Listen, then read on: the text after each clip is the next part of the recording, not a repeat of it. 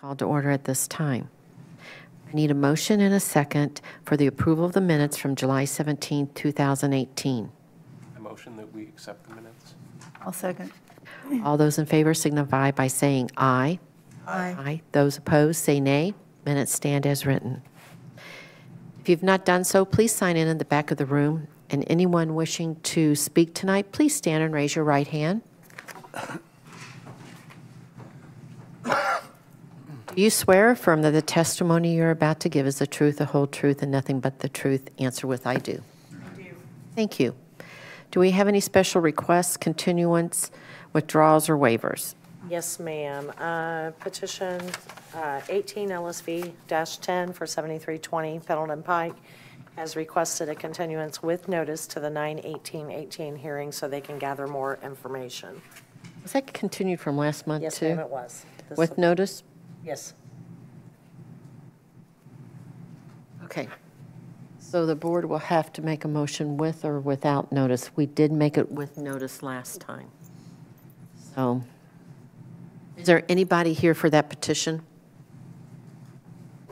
Okay. So I don't know how the board feels if we Well, the petitioner is entitled to three continuances. This is number 2. So you just need to let me know if you want with or without notice, please. What's the standard practice? Do you have a I continuation? would say with notice always. We usually do it. All right. My personal opinion, but that's up to you all. You're the board. I would move for that. You'll make the motion. Thank Yes. you, Celeste. Second that, with notice. Okay. All those in favor by continuing, what is it, case 18 LSV-10 for 7320 Pendleton Pike. with notice signify by saying aye. Aye. Aye. Those opposed? Okay, it has been granted to continue with notice. Thank you. We will now listen to new business, which is 18 LUV 12, a variance of use of the Consolidated Zoning and Subdivision Ordinance, Chapter 744, Art 9, Section 04.f.1 to allow for EVMS not permitted and to allow for an EVMS within 600 feet of a protected district. Who's here to represent the case? Good evening. My name is Kyra Wagner of Barnes & Thornburg. My business address is 11 South Meridian Street, Indianapolis, Indiana 46204. I'm here this evening on behalf of the petitioner, the Metropolitan School District of Lawrence Township, in connection with case number 2018 UVL 012 for the property located at 6333 Lee Road, and more commonly known as Forest Glen Elementary School. The school district seeks a variance of development standards for the subject property. The school district is in the process of updating existing signage at a number of the schools it operates together with the administration building. Its intent is to provide a safe, attractive, and consistent sign package for each school, which makes it easier for the parents, students, and other visitors of the school to receive valuable information. One element of the new sign program is to place signs with electronic message center elements at a prominent location on the property in order to provide up-to-date information. Under the current ordinance, the school district is permitted to have an illuminated, readable sign in which individual letters are changed manually. However, given the extent of information that needs to be displayed to students, parents, and guests, such method of change is not practical or convenient, especially given the speed at which some of the messages needed to be displayed, such as school delays. This variance would permit the school district to display information in a quick manner at any given time. The school district's petition seeks a variance to provide a 12-foot tall sign with a 40-square-foot electronic variable message sign. The school district's request isn't unique. Virtually all school districts throughout the state have electronic variable message signs. And it's important to note here that the sign the petitioner desires to erect will not be similar to the electronic sign at Lawrence Central. With today's technology, it's simple to program a clean, non-flashy message to be displayed on the sign. And to ensure this, the petitioner has agreed to the following commitments. There shall be no blinking, scrolling, flashing, or video-type messages on the proposed electronic variable message center sign. All messages shall change instantaneously. All messages on the sign shall remain static for at least 30 seconds. There shall be only one static message on the sign between the hours of 7:30 a.m. and 9 a.m. and between 4 p.m. and 6 p.m. during the weekdays, so Monday through Friday. The sign shall be programmed to automatically dim the level of brightness during hours that the sign is permitted to be on after sunset and before sunrise. The sign shall be completely turned off between the hours of 10 p.m. and 6 a.m. The primary color of any monochromatic message shall not be red, yellow, or green.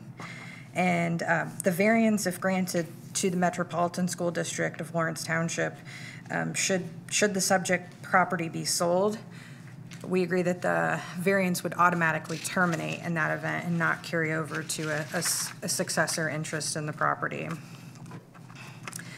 While the proposed sign would be located across 63rd Street from a protected D1 district, only 5 residential lots are nearby.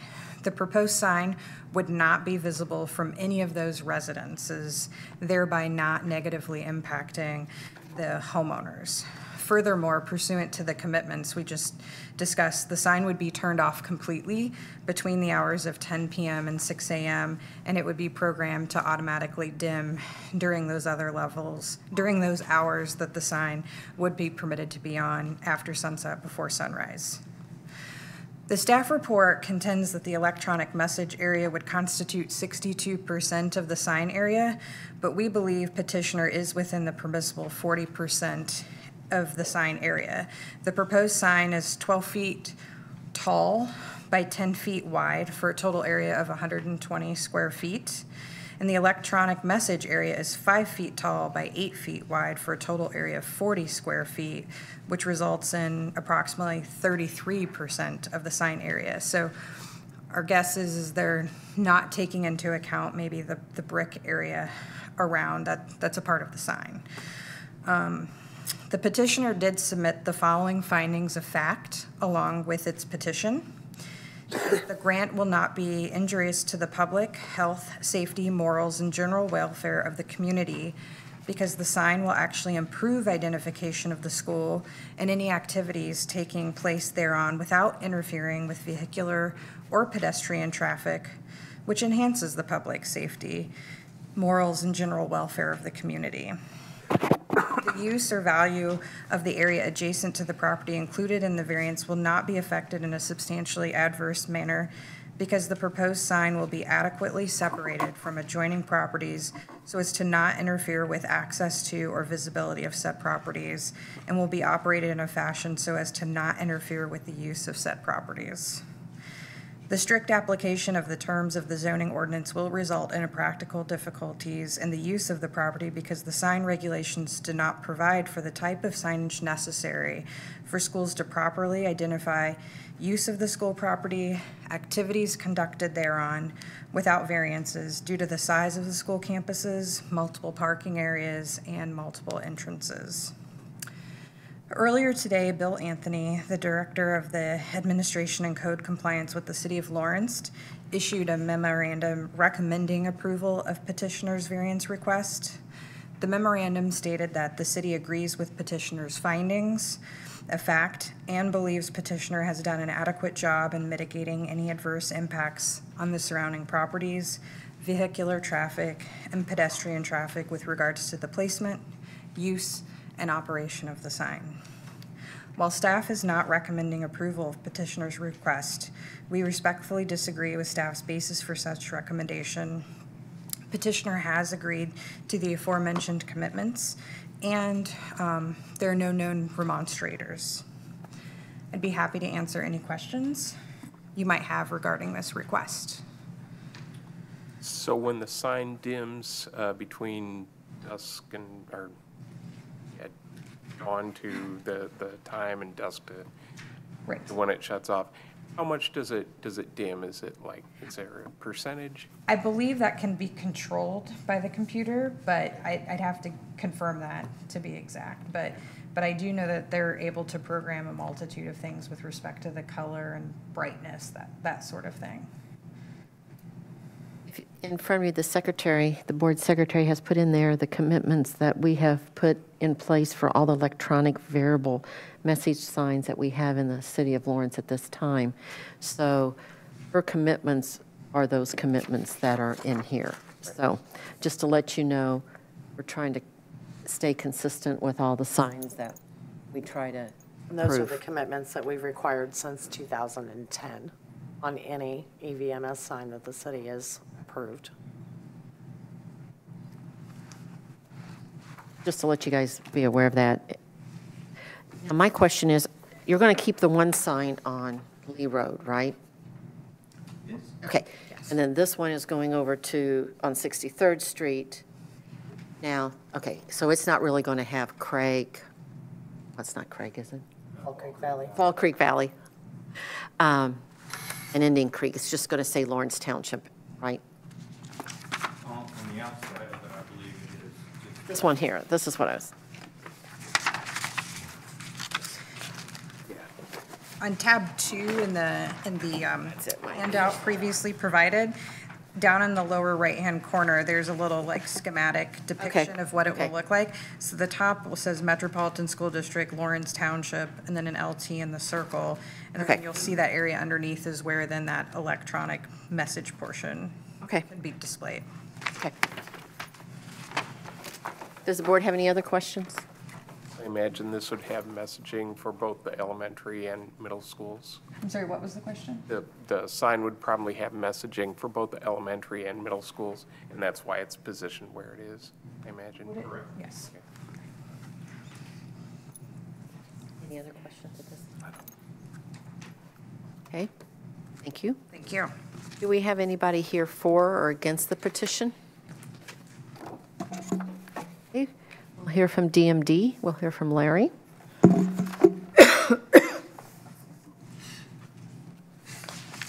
Thank you. We are recommending denial of this request. I mean, there are several reasons, but I mean, the main reason, I guess, is pretty much indicated by the aerial and the staff report. I mean, if you look at this particular site and its surroundings, with residential uses to the north and east, with a state park to the west and northwest, with residential uses and a park to the south, and with the site itself being a school, an EVMS sign is not permitted in a special use district for a reason, and that reason is based on the fact that these types of institutions are typically found near residential areas or in areas that are more low intensity in nature. An EVMS sign is a very commercialized type of sign, which we feel is not in keeping with the character of institutional, residential, park, et cetera, uses which are in this area, and we feel it's totally inappropriate to put this type of commercialized sign in an area like this. It's the contrast between the type of sign they're proposing with EVMS and the nature of this area is totally against the whole purpose of the ordinance, and so there's no way we can support it. And then when you add in the other factors, and some of it just being a sort of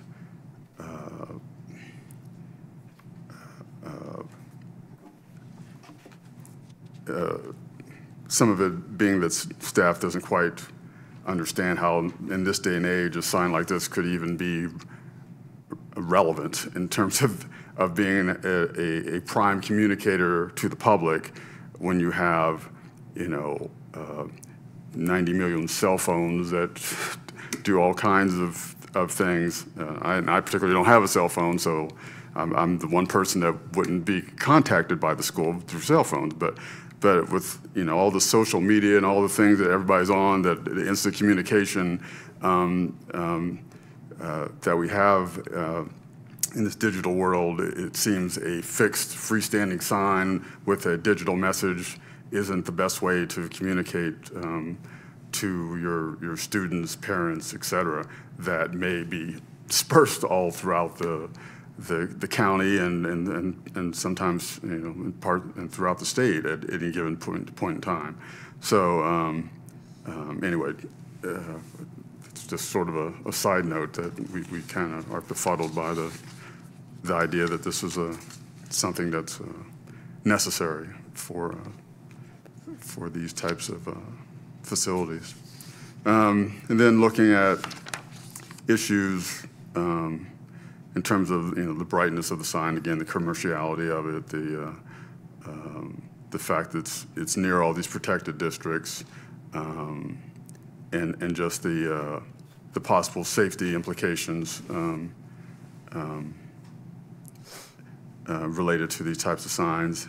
And then finally, we just feel there's no hardship or practical difficulty related to this site in that, they have an existing sign for this site that served them up to this point clearly without the need of an electronic variable emission sign, and we see no substantial change that would warrant the placement of such a sign in this location. And I also would note that with respect to the sign area, if we started counting sign bases, which is what this brick area is as part of a sign, you'd see a whole lot more variances come in for sign size, because that would greatly increase the size of signs that are pylon in type by counting bases. We count sign faces and count percentages compared to sign faces. So we're looking at the size of the EVMS compared to the size of the actual sign faces, and that's where the 62% comes from. We're never going to count the sign base as part of the sign area. That would, frankly, in our point of view, be unfair to people proposing signs if we started counting the base as part of the sign area. It's part of the sign, but it's not part of the sign area. So that's where we get the 62%. So anyway, for all those reasons, we do recommend denial of this request, and I'd be happy to answer any questions you might have. Does the board have any questions at this time? Thank you, Larry. Thanks.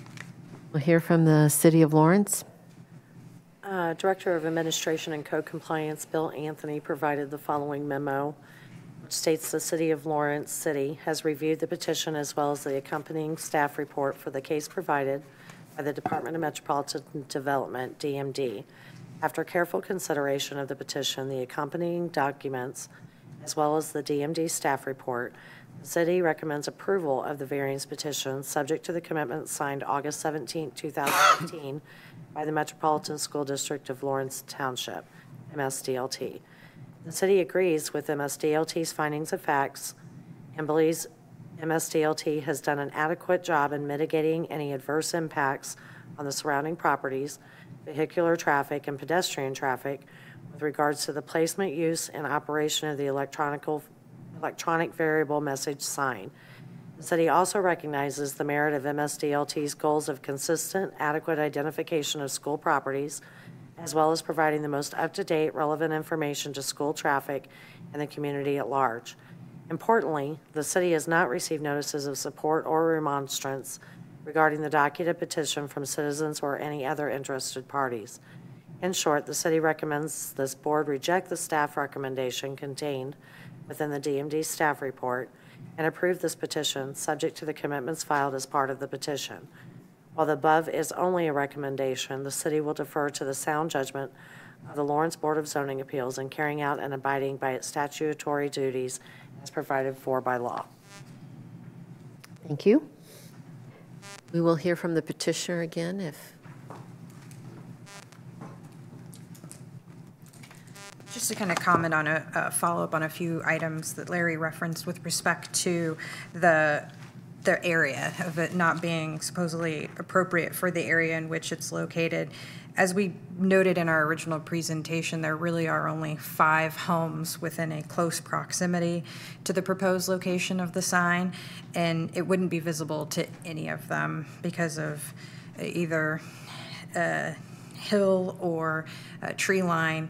And then it's a heavily wooded lot with the golf course there, again, with virtually no spots on the golf course it being visible from. So it would not be negatively impacting any homeowners. With respect to it being deemed commercial in nature, the school will not be posting any sort of advertisements on it. It's going to be solely for school information dissemination. That's it. Again, in this day and age, there's a lot of information to keep up on. Yes, there is social media, but as he referenced, like, he doesn't have a cell phone. That's not a method of communication we can ensure to relay messages to all parents, students, and guests that might be attending. That's all. board have any questions for the petitioner? Yeah, do we have these types of signs at all the schools in Lawrence Township? Well, the goal is to have a uniform, consistent sign package that would be then rolled out to all the schools currently. Sorry. Actually, we're only looking at 5 of these electronic messaging signs throughout the district, strategically placed, 2 high schools, our Career Center, Amy Beverland, and Forest Glen. Okay. May I ask why you chose those 2 elementary schools? We did a traffic study in order to maximize the most people with as much money as we would spend on the east, to maximize our dollars, getting the information out, and also putting them on the high traffic areas so that we can inform our public. So, Well, I have a question on that. So does that mean that information for, like, say, Sunnyside Elementary will be posted on this sign? Well, we'll do district-wide information, and in the locations closest to where the sign is, for example, Amy Beverland, Forest Glen, we could also have group information for the community right there, that is their neighborhood school, so we would do Fall Creek Valley and Forest Glen both on that sign. Okay. I guess I'm unclear, since I don't live near there. So what kind of messages would you be putting up? Well, if you went to our website and looked at all of our calendars for each, we have some events going on almost every day. Key events throughout the district where we want the public to be aware that they can participate from a district-wide or even from an individual school in the area. For example, we have Safety and Security Public Forum, the 24th, and we would like to put that on all 5 of them to educate our staff, our parents, and community that you can participate. It's just another way of communicating to our community. But you mentioned that you can't rely on cell phones to be your sole method of propagating information to the public, but nor can you rely just on these, because you're not driving by there, you're not going to see it, right? So you're really just augmenting that kind of the concept? Different various media that we use, from email, Facebook, Instagram, newsletters, printed and electronic emails, these type of signs which we have in place now at Lawrence Central and Lawrence North. And we'll use a variety of those social media as well as display signs for communicating our information. I know this is a special area in the city of Lawrence. Have you encountered any other pushback on variances for the other locations that you're thinking about putting the signs? At this point, we have none. Thanks.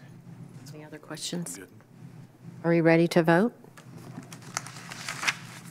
We're voting on 2018 UVL 012, variance of development standard of consolidated zoning and subdivision ordinance to provide for a 12-foot tall, 6.5 square foot freestanding sign with a 40 square foot electronic variable sign consisting of 62% of the sign area and located within 60 feet of a protected area with the following commitments as outlined in the commitments submitted on 8/17/2018.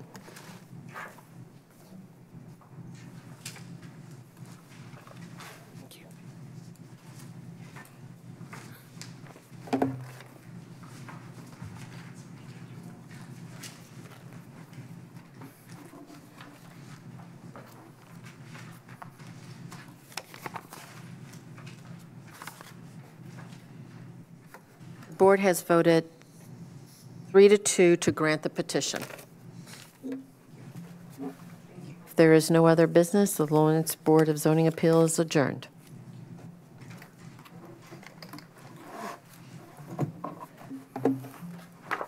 And if I can get the board members